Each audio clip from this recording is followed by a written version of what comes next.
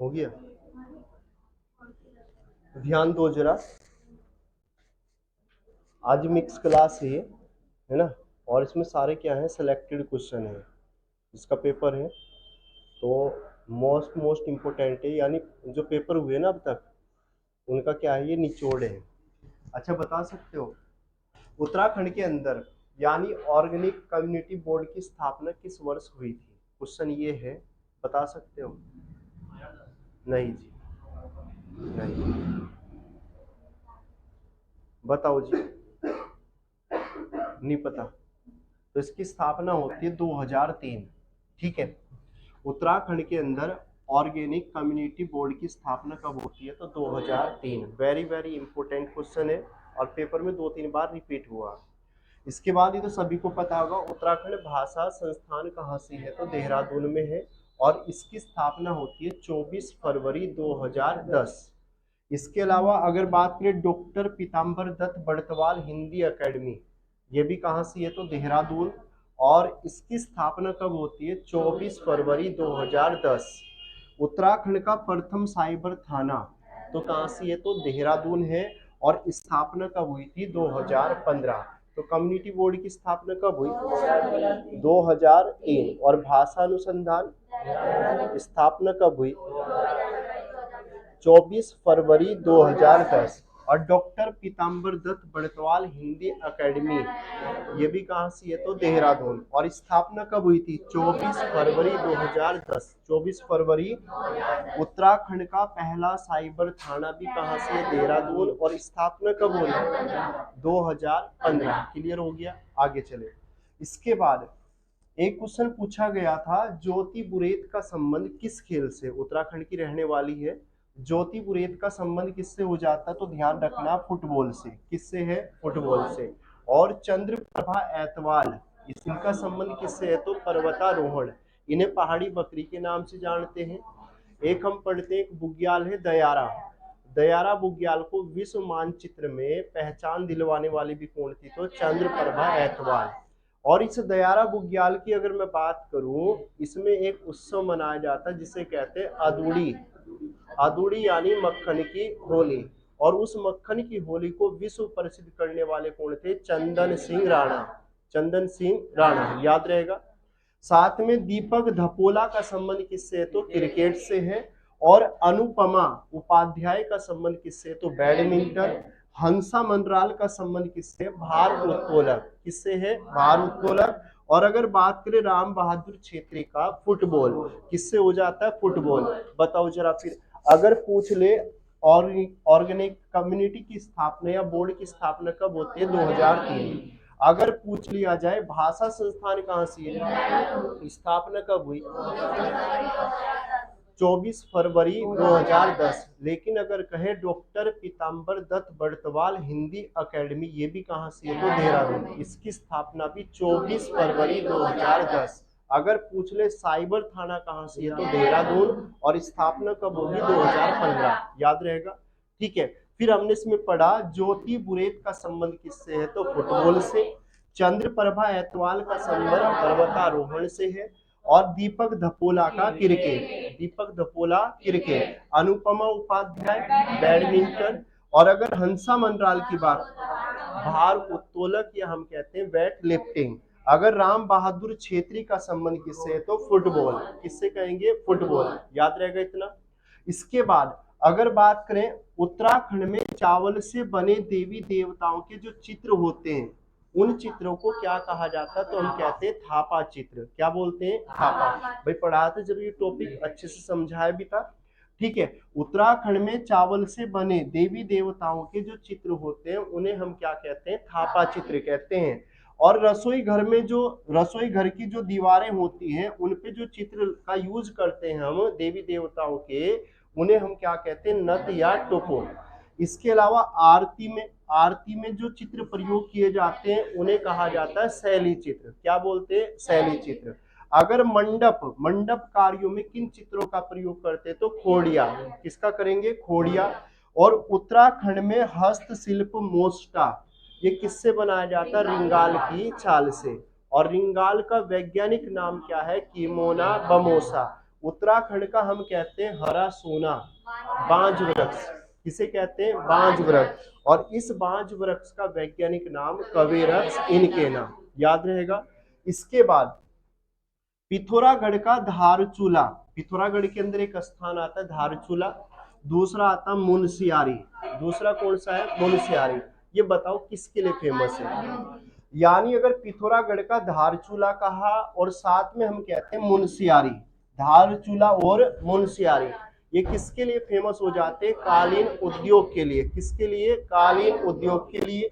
अगर अल्मोड़ा का एक टमटा समुदाय है, ये किसके लिए फेमस है? तो हम कहेंगे धातु उद्योग के लिए फेमस हो जाता है, धातु कला। और उत्तराखंड में जो चमड़े का कार्य करते हैं उसे कहा जाता है बढ़ई या सारकी। क्या बोलते हैं? बढ़ई या सारकी। मिट्टी से बनी देवी देवताओं के चित्रों को या मूर्तियों को क्या कहा जाता है? डिकारा या डिकारे।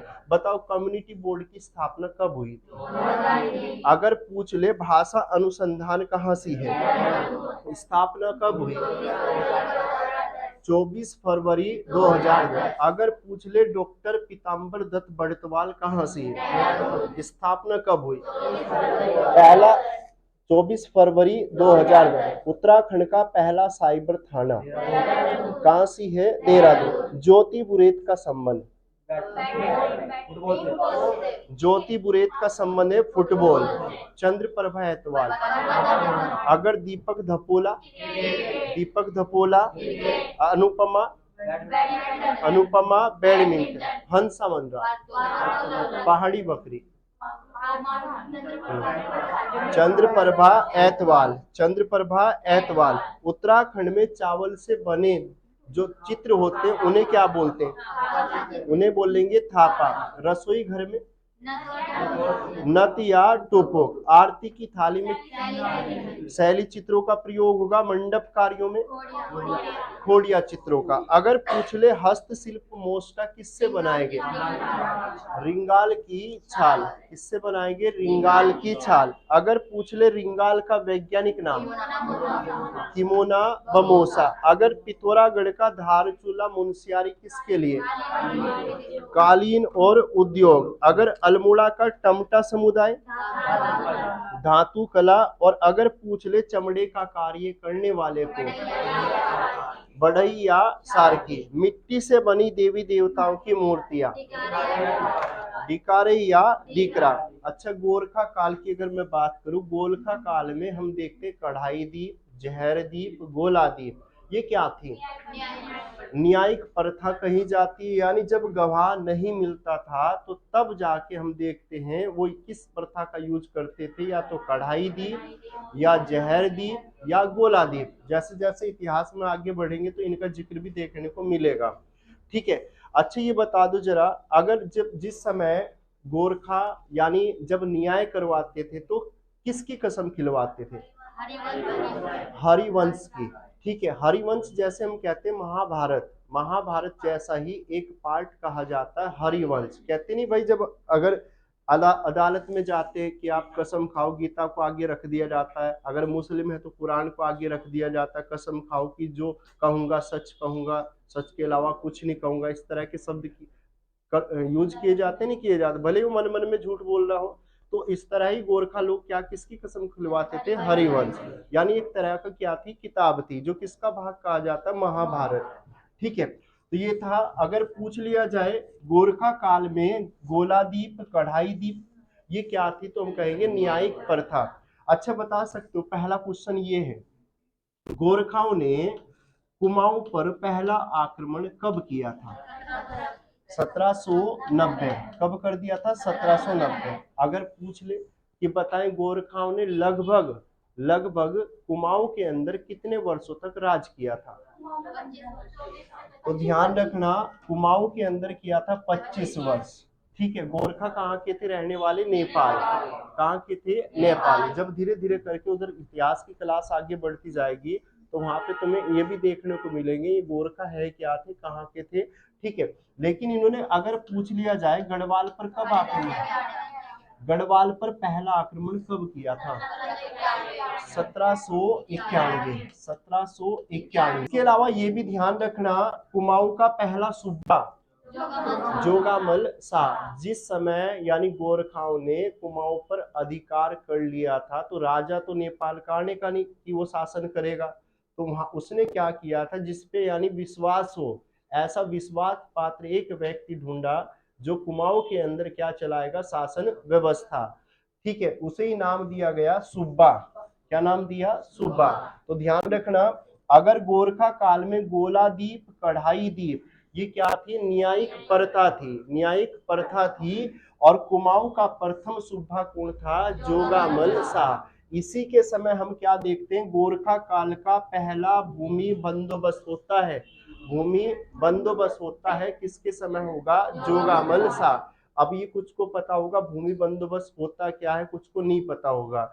भूमि बंदोबस्त कहा जाता भूमि की सही सही पैमाश, उसे क्या कहा जाता? भूमि बंदोबस्त। कितनी भूमि बंजर है, कितनी पे खेती होती है या कितनी पे खेती नहीं होती, उस तरह की व्यवस्था को नाम दिया गया भूमि बंदोबस्त। ठीक है, अगर पूछ ले भूमि बंदोबस्त कब हुआ था? 1791 या 92। अच्छा बताओ जरा फिर, अगर पूछ लिया जाए ब्रिटिश काल का, ब्रिटिश काल का पहला भूमि बंदोबस्त कब होता है? 1815। कब होता है? 1815। किसने करवाया था? E Gardner. किसने करवाया था? E Gardner. यानी करवाने वाला कौन था? E Gardner. पूरा नाम क्या था? Edward Gardner. और जब इसने किया था तो इसका सहयोगी था जिसे कहा था विलियम ट्रेल। क्या कहते हैं? William trail. क्लियर हो गया? इतना समझ में आ गया? और हम कहते हैं कुमाऊं का पहला कमिश्नर भी किसे कहा जाता? ई गार्डनर। किसे कहेंगे? ई गार्डनर। और दूसरे को क्या कहेंगे? William trail. विलियम ट्रेल के समय में बहुत सारे काम हुए थे, 7 भूमि बंदोबस्त भी हुए थे, डबल लोक व्यवस्था भी लेके आया था, खच्चर सेना का गठन भी किया था, बहुत सारे काम किए थे। जब इतिहास की सीरीज आगे बढ़ती रहेगी तो वहां पे इन सबका जिक्र होगा। ठीक है, अगर बात करें कुमाऊं का दूसरा सूबा काजी नरसाई, ये कुछ यहाँ से भी क्वेश्चन ये पूछा जाता है, मंगल की रात घटना किसके समय हुई थी? काजी नरसाई। और इसके बारे में पूरा डिटेल पूर्वक बता रखा था कि ये मंगल की रात घटना क्या थी। यानी जो इसके विरोधी थे, काजी नरसाई के जिसके विरोधी थे, इसने क्या किया? मंगल की रात में अपने विरोधियों को सोते हुए सबको कटवा दिया था। किसने? काजी नरसाई। इस घटना को क्या कहा जाता? कुमाऊं के इतिहास में यानी मंगल की रात घटना। 2024 में किस क्षेत्र से शैल चित्र मिले हैं? तो हम कहेंगे बैरीनाग। और ये बैरीनाग जो देखने को मिलेगा कहाँ से है? तो पिथौरागढ़। कहाँ से है? पिथौरागढ़। अच्छा बताओ जरा फिर, पिथौरागढ़ की स्थापना कब हुई थी? 24 फरवरी 1960। 1960। 24 फरवरी 1960। 24 फरवरी 1960 की अगर मैं बात करूं, 3 जनपद एक साथ गठित होते हैं, चमोली, पिथौरागढ़ और उत्तरकाशी। चमोली हुआ, पिथौरागढ़ और उत्तरकाशी। बताओ क्षेत्रफल में सबसे बड़ा जिला, सबसे छोटा, सबसे छोटा, सबसे बड़ा चमोली। ये भी ध्यान रखना। लेकिन तीन इनके अलावा और भी हैं। 3 इनके अलावा कौन कौन से? RBC, ये भी याद रखना। RBC एक होता रुद्रप्रयाग, रुद्रप्रयाग होगा। ठीक है, दूसरा होगा बागेश्वर, बागेश्वर और चंपावत। बताओ इनकी स्थापना कब हुई थी? 1997। इनकी स्थापना होती है 1997। इसके अलावा देखो 3 का ग्रुप तो इधर रहेगा 1960 में, और 3 का ग्रुप हो जाएगा इधर। अब 2 का ग्रुप एक साथ और हो जाता है, अल्मोड़ा और नैनीताल। अल्मोड़ा और नैनीताल, अल्मोड़ा हो गया और हो गया नैनीताल। बताओ इनकी स्थापना 1891। 1891। देहरादून बताओ जी। 1817 या 1871। ठीक है, या 1975 भी है ना, 1975 भी।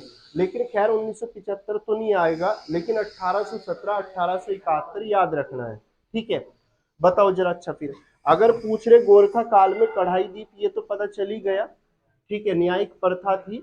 आगे चल रहे इसमें क्वेश्चन ये है, ढोल के साथ में उत्तराखंड के अंदर ढोल के साथ में बजाया जाने वाला बाजा, यहाँ पे दमाऊ की बात नहीं हो रही, ये बाजे की बात करा कि क्वेश्चन पेपर में पूछा था अभी हाल ही में। उत्तराखंड के अंदर ढोल ढोल और दमाऊ, ढोल दमाऊ के साथ में बजाया जाने वाला जो बाजा है, उस बाजे का नाम क्या है, बताओ जी। ठीक है, तो ध्यान रखना, इसका नाम है हिटवा।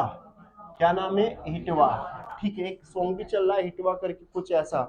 ठीक है, उत्तराखंड में क्वेश्चन, नया क्वेश्चन था ये, उत्तराखंड में पवासी देवता मंदिर कहाँ से देखने को मिलेगा? थड़ियार। अच्छा, बता सकते थड़ियार कहाँ से है? तो थड़ियार तुम्हें देखने को मिलेगा देहरादून के अंदर। ये कहाँ से है? देहरादून के अंदर। हम पढ़ते महासु, महासु देवता की पूजा होती है, कहाँ होती है? देहरादून में होती है, जौनसारी लोग करते हैं। तो पवासु देवता मंदिर भी कहाँ से है? तो थड़ियार, और थड़ियार कहाँ से है? तो देहरादून। ठीक है, अगर बात करें केदारनाथ मंदिर कहाँ से? रुद्रप्रयाग। तुंगनाथ कहाँ से है? रुद्रप्रयाग। मदमहेश्वर भी रुद्रप्रयाग। रुद्र कहाँ से? चमोली। कल्पेश्वर भी कहाँ है? चमोली। ये उत्तराखंड के अंदर हम कहते हैं पंच केदार। ये क्या है? पंच केदार। और इन पंच केदारों में किसकी पूजा होती है? भगवान शिव की। लेकिन भगवान शिव के भी अलग अलग भागों की पूजा होती है यहाँ पे। अगर बात करें केदारनाथ, केदारनाथ में शिव की पृष्ठ भाग की पूजा होती है, यानी पृष्ठ भाग, यानी यहाँ पे हम कहते हैं कि जो भगवान शिव प्रकट हुए थे वो नंदी के रूप में प्रकट हुए थे, लेकिन उनके पृष्ठ भाग की क्या होती है? यहाँ पे पूजा होती है। तुंगनाथ उत्तराखंड का सबसे ऊंचाई पर स्थित मंदिर कहा जाता है तुंगनाथ। बता सकते हो कितनी ऊंचाई पे? तो ध्यान रखना 3680। कितना है? 3680 मीटर की ऊंचाई पे आता है तुंगनाथ। और कई बार पूछा गया कि उत्तराखंड का सबसे ऊंचाई पर स्थित मंदिर कौन सा है, तो हम कहेंगे तुंगनाथ। लेकिन तुंगनाथ की अगर मैं बात करूं, यहाँ पे किसकी पूजा होती है? भगवान शिव की पूजा होती है, लेकिन किसकी? भुजाओं की। ठीक है, केपीटीबी भुजाओं की होती है। ठीक है, इसके बाद अगर बात करें मद महेश्वर, तो यहाँ पे ध्यान रखना, मद महेश्वर में जो पूजा होगी वो किसकी होगी? नाभि की। और रुद्रनाथ में होती है मुख की। किसकी होती है? मुख की। कल्पेश्वर में होती है केस। कभी कभी क्या करता है, केस ना देकर क्या देता है? बाल देता है, या कह देता है जटा। जटा अर्थात बालों की बात होती है, तो यहाँ पे किसकी पूजा होती है? जटाओं की। इतना क्लियर हो गया। तो ढोल दमाऊ के साथ बजाए जाने वाला बाजा कौन सा है, तो हम कहेंगे हिटवा। अगर पूछ ले उत्तराखंड में ढोल और दमाऊ ये क्या है? उत्तराखंड के वाद्य यंत्र है। अच्छा, बता सकते हो उत्तराखंड का राज्य के वाद्य यंत्र मान्यता कब दी? 2015। ये भी ध्यान रखना है। ठीक है, अगर बात करें यहाँ पे उत्तराखंड में हिमालयन एक्शन रिसर्च सेंटर, इसकी स्थापना की जाती है, तो ध्यान रखना कब की जाती है? 1988। हिमालय एक्शन रिसर्च सेंटर की स्थापना कब की जाती है? 1988। राज्य औद्योगिक विकास निगम उत्तराखंड के अंदर कहाँ से? ये तो हम कहेंगे देहरादून। और इसकी स्थापना कब होती है? 2002। अगर पंजाब एकेडमी भी कहाँ से है? तो देहरादून। और इसकी स्थापना कब होती है? 2014 और 15। अगर भारतीय वनस्पति सर्वेक्षण विभाग, भारतीय वनस्पति सर्वेक्षण विभाग ये भी कहाँ से है? देहरादून। और भारतीय पुरातात्विक सर्वेक्षण विभाग भी कहाँ से है? तो देहरादून। बताओ जरा। अच्छा, गोरखा काल में कढ़ाई दीप, गोला दीप प्रथा क्या थी? न्यायिक प्रथा थी। अगर पूछ लिया जाए कुमाऊं का पहला सूबा कौन था? जोगामल शाह। अगर पूछ ले गोरखा काल का पहला भूमि बंदोबस्त कब हुआ था? 1791 या 92। किसने करवाया था? जोगामल शाह। लेकिन अगर पूछ ले कुमाऊं का पहला भूमि बंदोबस्त कब होता है, तो हम कहेंगे 1815। लेकिन किसने करवाया था? E gardener. करने वाला व्यक्ति कौन था? William trail. लेकिन अगर कहता गढ़वाल क्षेत्र का पहला भूमि बंदोबस्त किसने करवाया था, तो हम कहेंगे विलियम ट्रेल। और उसके समय में क्या आती है? डबल लोक व्यवस्था। ठीक है, अच्छा बताओ जरा, अगर पूछ लिया जाए 2024 में उत्तराखंड के किस क्षेत्र से, अगर किस क्षेत्र से शैल चित्रों की खोज हुई है, वो क्षेत्र कौन सा है, बैरीनाग। और बैरीनाग कहाँ से है, तो पिथौरागढ़। अच्छा, ढोल दमाऊ के साथ में बजाया जाने वाला कौन सा है, हिटवा। उत्तराखंड में एक हमने पढ़ा पवासी मंदिर, ये कहाँ से देखने को मिलेगा, थड़ियार। और थड़ियार कहाँ से है, केदारनाथ कहाँ से है, तुंगनाथ कहाँ से है। अगर तुंगनाथ में किसकी पूजा होगी, भगवान शिव की भुजाओं की पूजा होती है। अगर मद महेश्वर में, अगर पूछ ले रुद्रनाथ में, रुद्रनाथ में मुख की, और कल्पेश्वर में केस यानी जटा। अगर पूछ ले उत्तराखंड के अंदर ये हिमालयन एक्शन रिसर्च सेंटर की स्थापना कब होती है, 1988। और राज्य औद्योगिक विकास निगम कहाँ से है, तो देहरादून। स्थापना होगी 2002। पंजाब एकेडमी देहरादून, स्थापना होती है 2014 और 15। भारतीय वनस्पति सर्वेक्षण विभाग देहरादून, भारतीय पुरातात्विक सर्वेक्षण विभाग भी देहरादून। क्लियर हो गया, आगे चले। अच्छा, एक क्वेश्चन बताओ जरा, देहरादून का क्षेत्रफल कितना है, कितना है, 3088। ये भी ध्यान रखना है। और देहरादून की स्थापना ये तो हमें पता ही है 1871 या 17। ठीक है, बताओ जी, उत्तराखंड में देवलधार मैग्नेसाइट संचित भंडार देखने को मिल जाते हैं। यानी ये देवलधार है कहां से, तो देवलधार अगर पूछ ले कहां से है तो हम कहेंगे अल्मोड़ा। अगर पूछ लिया जाए देवलधार मैग्नेसाइट संचित भंडार अगर देखने को मिल जाता तो कहां से है, तो अल्मोड़ा में है। और नैनीताल का काला डूंगी कई बार पूछा गया, नैनीताल का काला डूंगी किसके लिए फेमस है, तो हेमेटाइट। नैनीताल का रामगढ़ किसके लिए, तो मैग्नेटाइट। और ये कई बार पूछा गया कि मैग्नेटाइट किसका अयस्क है, तो हम कहेंगे लोहा। किसका अयस्क होगा, लोहा। मसूरी का कियारकुली और महागांव, मसूरी का कियारकुली और महागांव ये किसके लिए फेमस हो जाते हैं, खड़िया। और खड़िया हम कहते हैं चौक को। टीन उत्पादन में एकमात्र जिला कौन सा है, तो चमोली। कौन सा है, चमोली। तो यहाँ पे देवालधार कहाँ से है, तो अल्मोड़ा, जो किसके लिए फेमस है, मैग्नेसाइट। अगर कहे नैनीताल का काला डूंगी किस खनिज के लिए फेमस है, तो हेमेटाइट। और नैनीताल का रामगढ़ हो गया मैग्नेटाइट। अगर मसूरी का कियारकुली और महागांव खड़िया के लिए, और टीन उत्पादन में पहला हो जाता है चमोली। कौन हो जाता है, चमोली। बताओ जरा। अच्छा, फिर अगर पूछ लिया जाए भारत का बाइवोलेटाइन रेशम का कटोरा कहा जाता है तो किसे कहा जाता है, भारत का बाइवोलेटाइन रेशम का कटोरा किसे कहा जाता है, यह ध्यान रखना। यानी भारत के अंदर रेशम का कटोरा किसे कहा जाता है, तो ध्यान रखना अपने उत्तराखंड को कहा जाता है। भारत का बाइवोलेटाइल रेशम का कटोरा किसे कहा जाता है, तो हम कहेंगे उत्तराखंड। इंपोर्टेंट पेपर में अभी अभी पूछा गया था। एक क्वेश्चन और बताओ, उत्तराखंड के अंदर अगर रेशम के कारखाने की शुरुआत किस चंद शासक ने की थी, उस चंद शासक का नाम क्या था। उसने एक प्रथा भी चलाई थी जिसे कहा जाता पटरंग प्रथा, झूठ बोलने की प्रथा। तो उसी ने क्या किया था, उत्तराखंड के अंदर पहली बार रेशम कारखानों की क्या की थी, शुरुआत की थी। और उसने एक प्रथा चलाई थी जिसे कहा जाता पटरंग प्रथा। पटरंग प्रथा की शुरुआत करने वाला कौन था, इंद्रचंद। उसका कहना यह था कि जितना ज्यादा झूठ बोलोगे उतनी अच्छी क्वालिटी का क्या होगा, रेशम होगा। तो इसे नाम दिया था पटरंग प्रथा। ठीक है, एक चक्रा किसे कहा जाता है, चक्राता। और सभी को पता है पहाड़ों का राजा कहेंगे चक्राता और पहाड़ों की रानी मसूरी। ओडाथली अगर पूछ ले ओडाथली किसका प्राचीन नाम था, तो हम कहेंगे नरेंद्र नगर।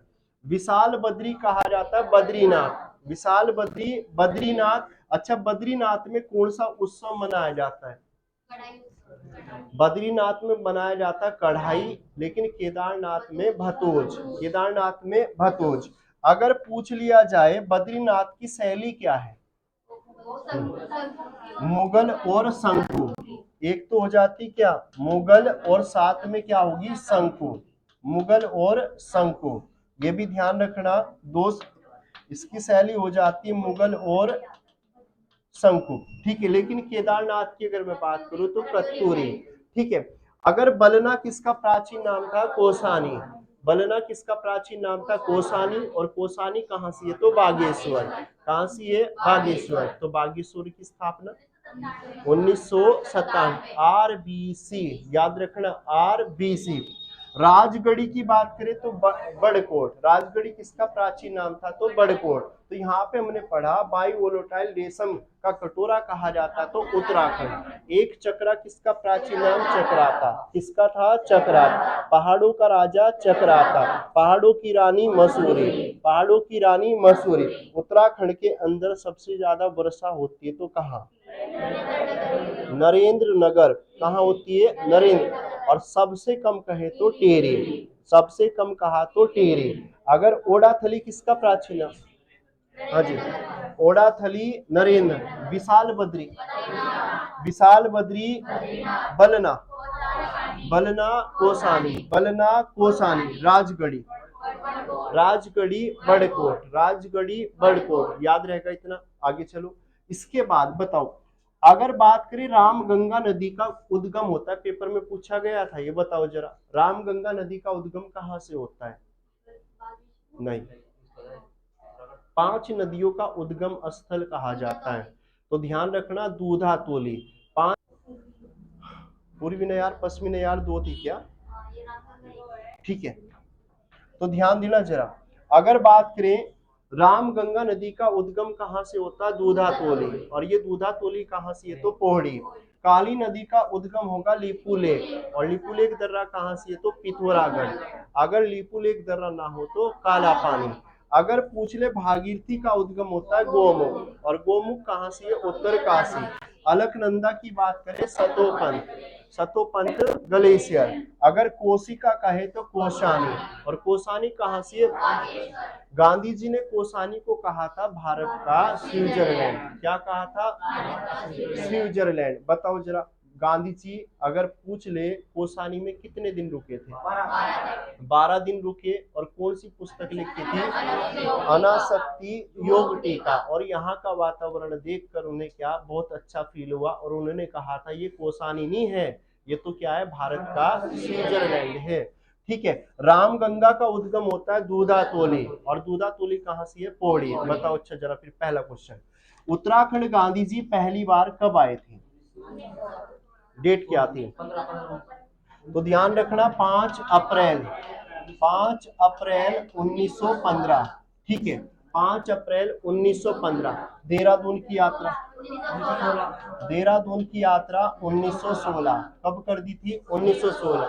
अगर पहली बार कुमाऊं की यात्रा 1929, 1929 में पहली बार कहाँ की यात्रा की थी? कुमाऊं की। अच्छा बताओ जरा, अगर बात करें, एक हम कहते हैं कोसानी में लक्ष्मी आश्रम की स्थापना की थी, तो किसने?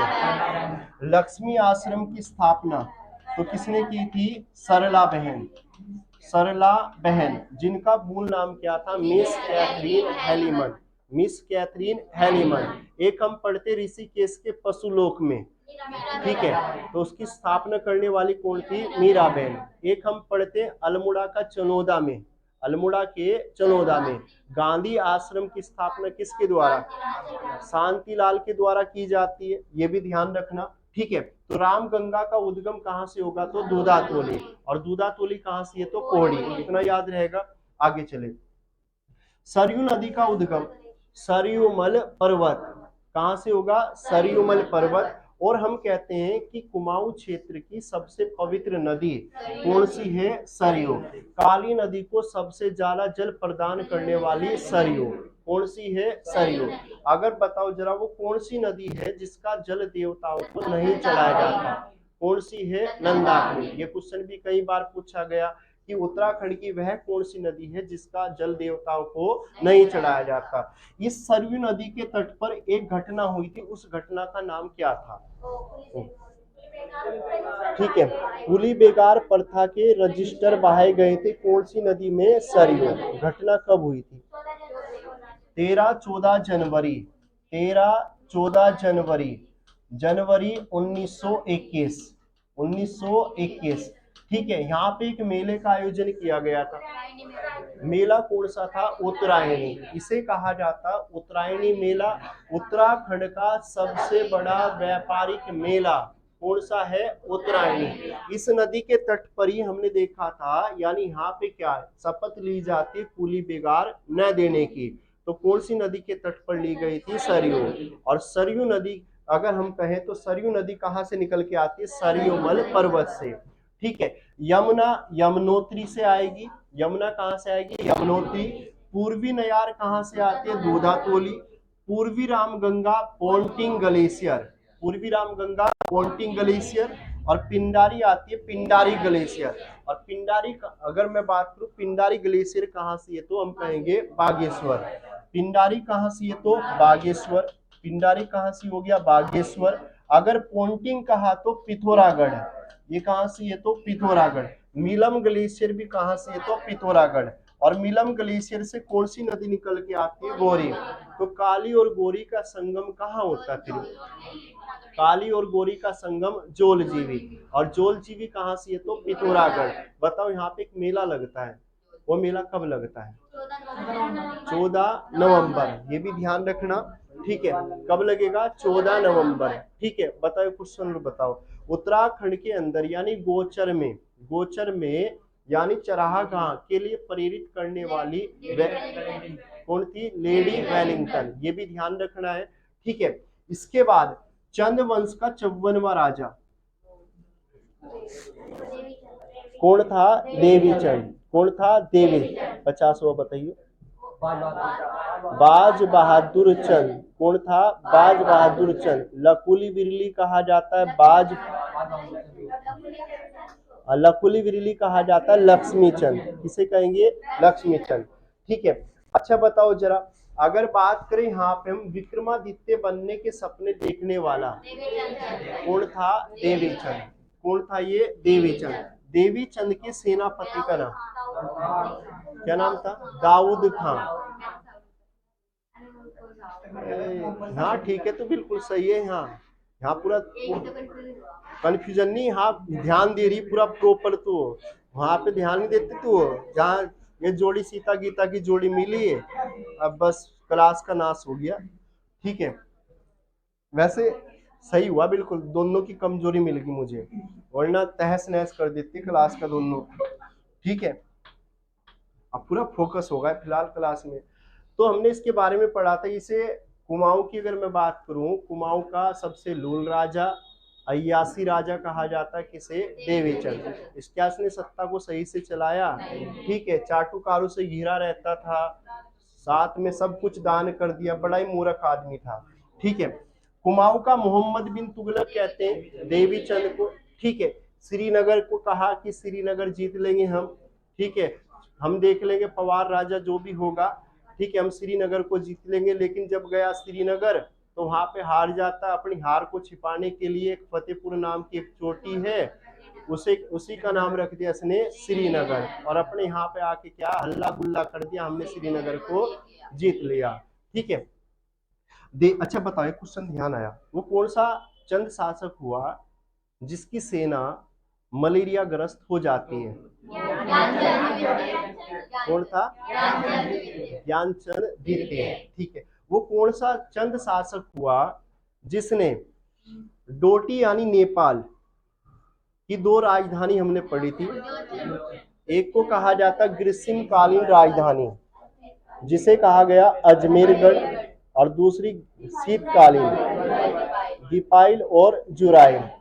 यानी यहाँ पे अधिकार कर लिया था तो किसने किया था? उद्योगचंद। भारती चंद के बाद सफल अभियान करने वाला कौन था? तो उद्योगचंद। ये थे राजा। देखो इन्होंने क्या किया, अपने साम्राज्य का विस्तार किया।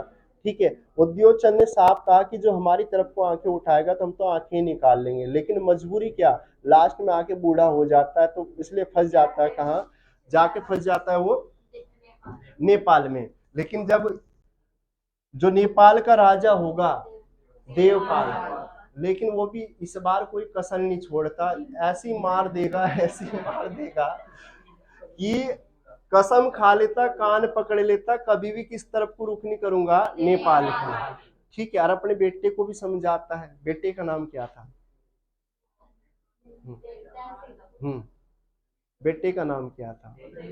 अरे देवी चंद कैसे हो जाएगा? दिलीप चंद क्यों होगा? बताओ जी। हम्म हम्म दीपचंद कहाँ से आ जाएगा? हाँ, याद करके बताना। ठीक है, छोड़ रहा हूँ अभी तुम्हें। हैं? देख लिया होगा, देख के बताया होगा। ठीक है, कल की तो बात कही नहीं, मैंने कहा भी बताना है।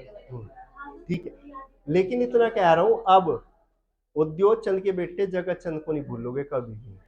क्यों नहीं भूलोगे? क्वेश्चन मैंने पूछ लिया।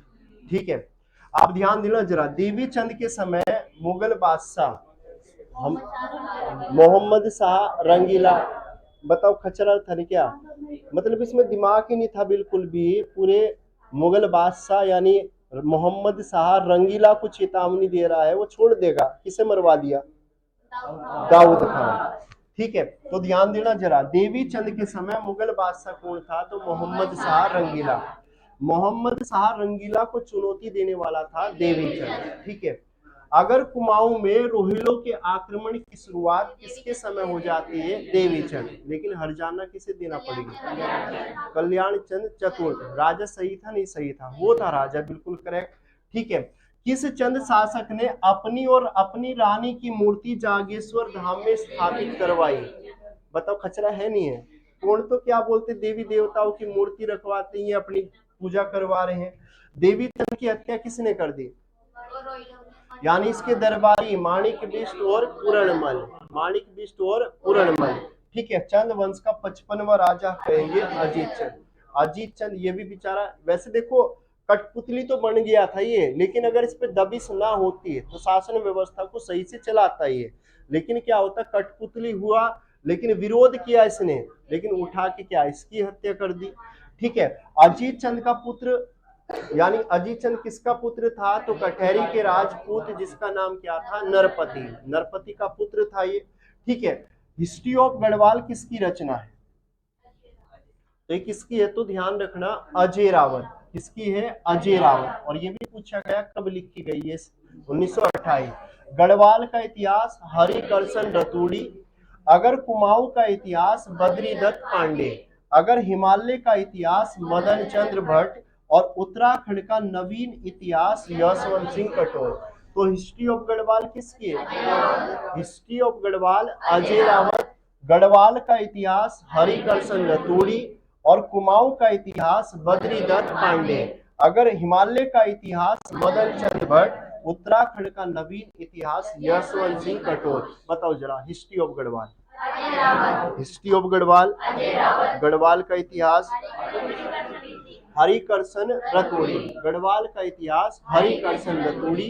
कुमाऊं का इतिहास, कुमाऊं का इतिहास, अगर पूछ ले उत्तराखंड का नवीन इतिहास यशवंत सिंह कटोच। पीछे बता दे जरा। हाँ जी, हिस्ट्री ऑफ गढ़वाल। और गढ़वाल का इतिहास और कुमाऊं का इतिहास। हंस रही है? चलो फिर ठीक है, मैं ही आ रहा हूँ, आगे याद है। और हिमालय का इतिहास मदन कौशिक। अच्छा, उत्तराखंड का नवीन इतिहास, बैठ जरा, ध्यान यही रख। ठीक है, हिस्ट्री ऑफ गढ़वाल किसकी है? तो अजय रावत। गढ़वाल का इतिहास हरिकर्षण रतूड़ी। कुमाऊं का इतिहास बद्रीदत्त पांडे। अगर हिमालय का इतिहास मदन चंद्र भट्ट। और उत्तराखंड का नवीन इतिहास यशवंत सिंह कटोच। बताओ जरा, मैन एंड फॉरेस्ट। गलत जवाब। किन्होंने मारा था? गलत जवाब। तो ध्यान रखना, मैन एंड फॉरेस्ट ये किसकी रचना है? तो ध्यान रखना, अजय रावत। किसकी है? Ajay Rawat. The forest problem in Kumaon, Govind Vallabh Pant. Very very important. अगर बात करें wandering in the valley of flower, Giriraj Shah. ये कई बार पूछी गई रचना। Wandering in the valley of flower, Giriraj Shah. और राजपूत पेंटिंग कुमार स्वामी, किसकी है? Kumar Swami. Himalaya art JC French, Himalaya art JC French. और very very important, a linguistic study of Jaunsar Uma Shankar Satish, Uma Shankar Satish. तो यहाँ पे मैन एंड फॉरेस्ट नजेरावत, द फॉरेस्ट प्रॉब्लम,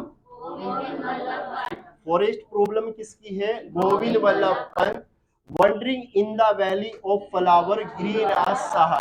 अगर पूछ ले फूलों की घाटी पर एक पुस्तक लिखी जाती है, द वैली ऑफ फ्लावर। अगर द वैली ऑफ फ्लावर के राइटर कौन है? फ्रैंक इस्माइल। कब लिखी थी? 1938। लेकिन खोज कब होती है? 1931।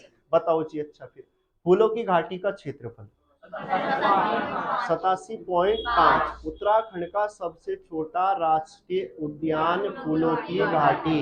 लेकिन ये भी ध्यान रखना जरूर, एक उद्यान से एक क्वेश्चन आना ही आना है 100%। चाहे तुम इसे घाट को खोल दो या बंद कर दो, आना तो आना है। या तो उद्यान या कहेंगे वन्य जीव विहार, यहाँ से एक क्वेश्चन पक्का आना है। अच्छा बताओ जरा, फूलों की घाटी से एक नदी होके बहती है, उस नदी का नाम? पुष्पावती। यहाँ पे कब्र किसकी है? कब आई थी? 1939। रिसर्च करने आई थी फूलों की घाटी पर।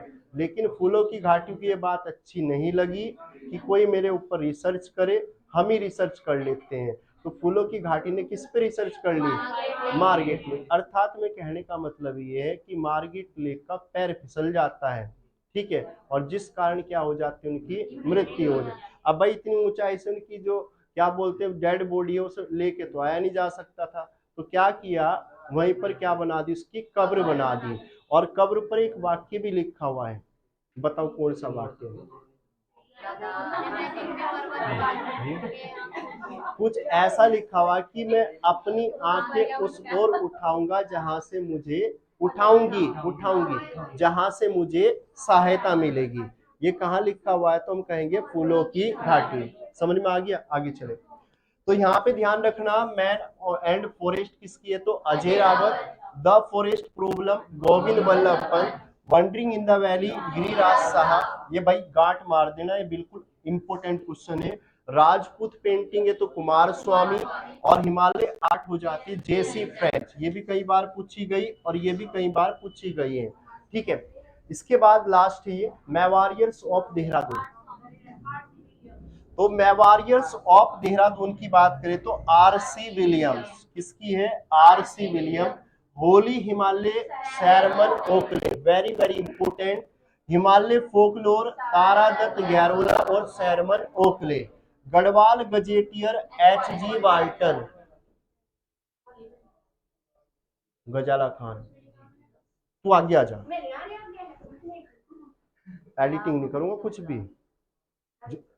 हाँ जल्दी आजा फटाफट। गजला खां हमारे क्लास की सबसे खचरी लड़की है।